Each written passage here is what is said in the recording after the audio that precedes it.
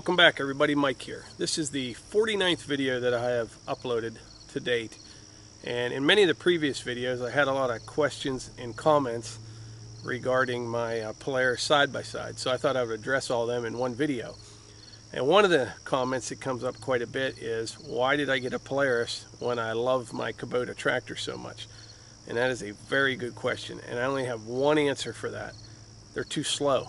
And I am not into ripping and racing around anymore, but I think 25 miles an hour is the max on those Kubotas, and they are a great machine. They're built like a tank. It's just, they're just too slow. It's like Kubota made, you know, another, like a B-series tractor and put a little truck body on top of it, which that in itself is pretty cool, but when you already have a tractor, I didn't want another tractor. So I use mine primarily for, let's see, firewooding, just getting all around the property. You know, my mom's property joins mine. It's about a half mile away, so you're always running down there. I've had this one 3 years, and I've put 1,121 miles on it so far.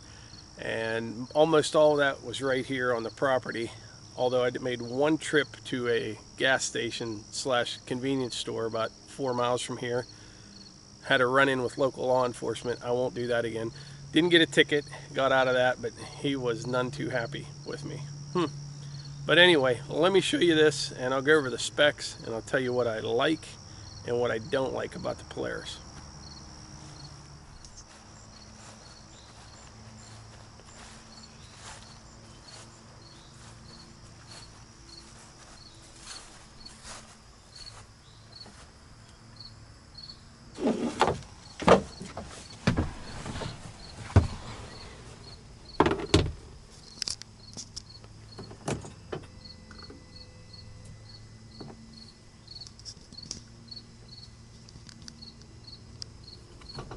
$1,121 miles,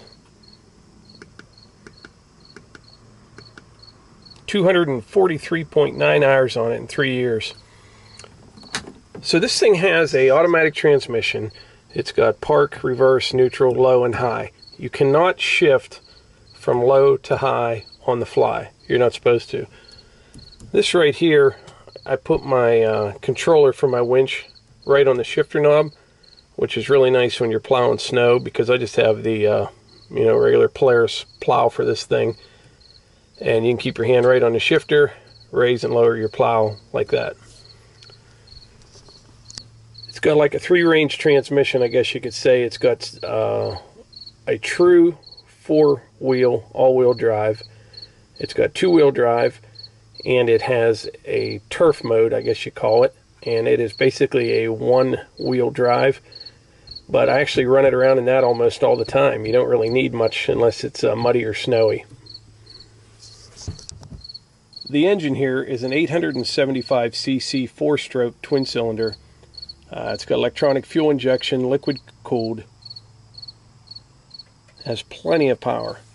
What I really like most about this Ranger is the suspension on it. I mean, it's got a dual A-arm with 10 inch of travel, front and rear. And this thing rides like a Cadillac through the woods. I mean, it really rides smooth.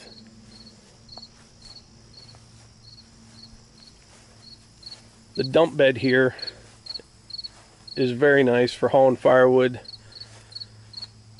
Big dead bucks, hopefully.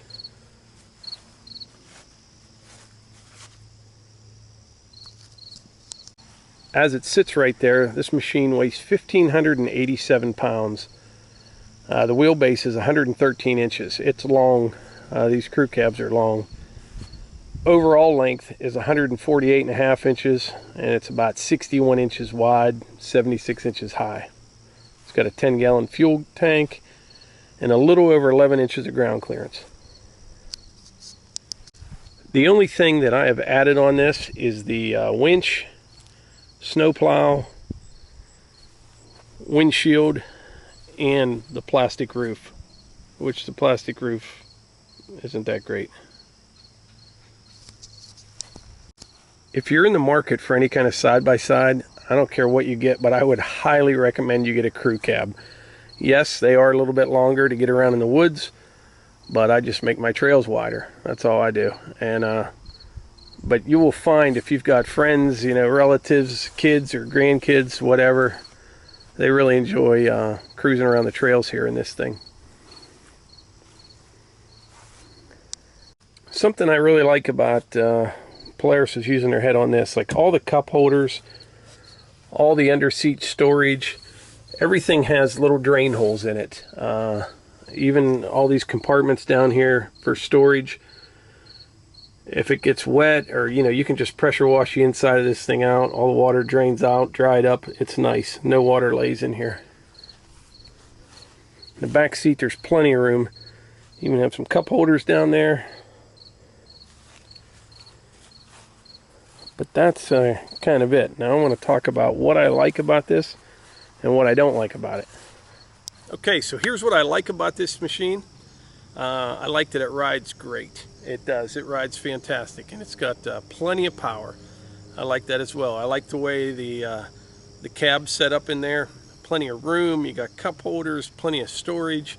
That's all good stuff. The dump bed on the back is balanced very well. You can load that thing up with firewood, and just a little lift, and it dumps. It's balanced very well. The suspension, like I said, is great. Power. Now, what I don't like, just a few little quirky things since I've had this. I've had it 3 years, and over those 3 years, probably 5 or 6 times, the check engine light would come on, and it would go into like this low idle mode. And all you do is turn the key off, turn it back on, and it's gone. That kind of stuff bothers me because it doesn't do it all the time. It's a sensor or it's something with the computer, and I hate that kind of stuff.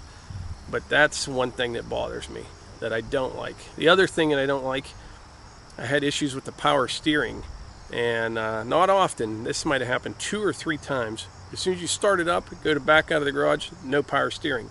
Same thing. Turn it off, turn it back on again. And you know, it'll do that, and you think, but I gotta get this looked at or figure this out. But then it doesn't do it for 2 or 3 months, so you forget about it till it does it again. So that kind of bothers me. But I'd have to say my biggest complaint with Polaris, though, is the way the dealers are set up. And please, in the comments, you know, if you have a great Polaris dealer, share their name, you know, and your experience with them. That would be really cool. I'm just speaking for what I've experienced. And I see some of these dealerships, you know, they're selling machines from $10,000 to $25,000 machines, and they'll have this tiny little, maybe one stall in a you know, little garage stall for their whole service department to do warranty work and you know, put accessories on machines. There's a dealership not far from here, and it's not where I got this one, but I bought some, you know, oil and filters and things over there, and they've been around like 30 years. And they've got machines sitting everywhere. They sell tons of them, yet their whole service department is like a one-stall garage in an old house. And I mean, I just don't like that. I don't know why it bothers me, but I think if you're selling this kind of equipment, you should be a little bit better set up for the warranty work and the service of them. And I don't think Polaris must not have any requirements for the dealers to have that kind of thing. Another dealership I was at where I bought this machine, they had a beautiful showroom. They literally had no garage to work on them. They would assemble them and do the work kind of just in a corner of the showroom. And you know, maybe the mechanics are good and all that. I just think with as much as these things cost, you know, they should have a little bit better setup on the service end. It's just my opinion. And but in review, you know, it's been a good machine.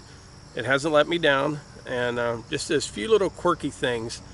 But one thing I would highly recommend, whatever you get, like I said earlier, I think I mentioned it, if you have the room for it, get a crew cab.